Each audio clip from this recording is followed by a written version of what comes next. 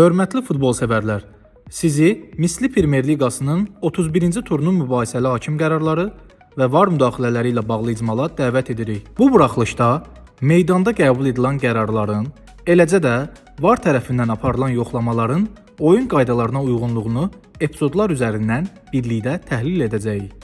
Gəlin, turun diqqət çəkən mübahisəli anlarına və hakimlərin verdiyi qərarlara birlikdə nəzər salaq.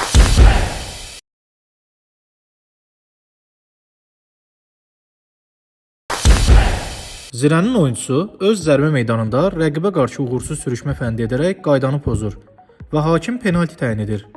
VAR epizodu hücum fazasında qayda pozuntusunun olub-olmadığını yoxlayarkən müəyyən edir ki, İmişliyin oyuncusu top uğrunda mübarizə zamanı əlindən qeyri-qanuni şəkildə istifadə edərək rəqibin üzünə zərbə endirir. Bu səbəbdən VAR hakimi epizodu monitorda izləməyə dəvət edir. Hakim görüntüləri izlədikdən sonra penalti qərarını ləğv edir və hücum fazasında baş vermiş ilkin qayda pozuntusunu qeydə alır.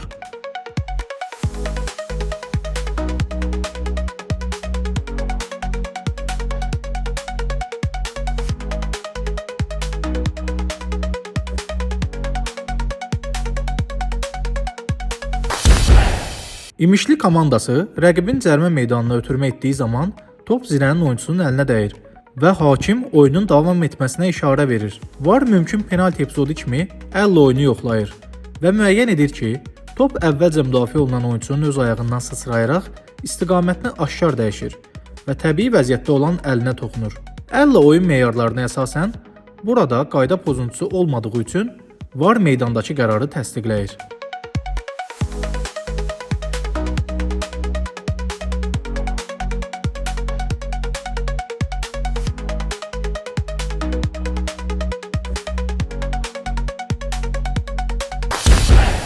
Qəbələnin oyuncusu rəqiblə mübarizə zamanı cərimə meydanında yerdə qalır və hakim oyunun davam etməsinə işarə verir. VAR epizodu yoxlayarkən müəyyən edir ki, Qarabağın oyuncusu topa müdaxilə etməyə çalışarkən rəqibin ayağına təmas edir.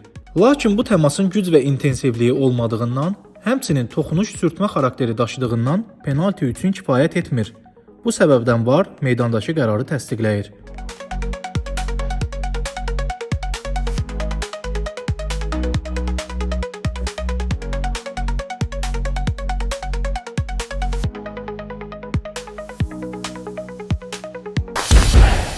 Qəbələnin oyuncusu öz zərbə meydanında rəqibin formasından dartır və hakim oyunun davam etməsinə işarə verir. VAR mümkün penalti epizodu üzrə yoxlama apararkən müəyyən edir ki, top Qarabağın oyuncusuna ünvanlanır və müdafiə olunan oyuncu rəqibini aşkar və davamlı şəkildə köynəyindən dartaraq topa oynamaq imkanından məhrum edir. Bu səbəbdən VAR hakimi epizodu monitorda izləməyə dəvət edir.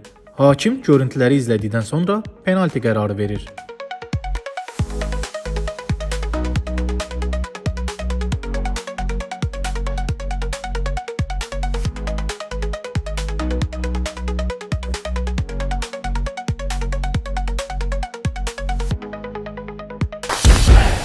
Karvan Yevlaxın oyuncusu rəqibin cərimə meydanına ötürmə etdiyi zaman top Turantovuzun oyuncusunun əlinə dəyir və hakim oyunun davam etməsinə işarə verir.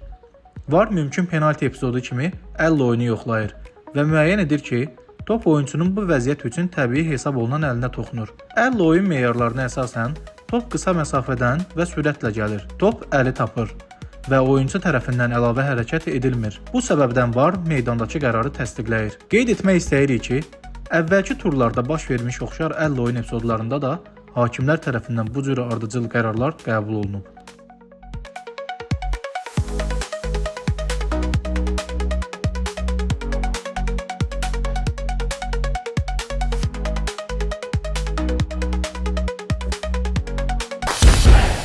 Top Neftçinin oyuncusunun əlinə dəyir və hakim oyunun davam etməsinə işarə verir. VAR mümkün penalti epizodu kimi əllə oyunu yoxlayır və müəyyən edir ki, müdafiə olunan oyuncu topa oynadıqdan sonra top istiqamətini aşkar şəkildə dəyişərək onun əlinə toxunur. Əllə oyun meyarlarına əsasən oyuncu topa aşkar şəkildə oynayarsa, hətta əlləri qeyri-təbii vəziyyətdə olsa belə, top sonradan əlinə dəyərsə, bu qayda pozuntusu hesab edilmir.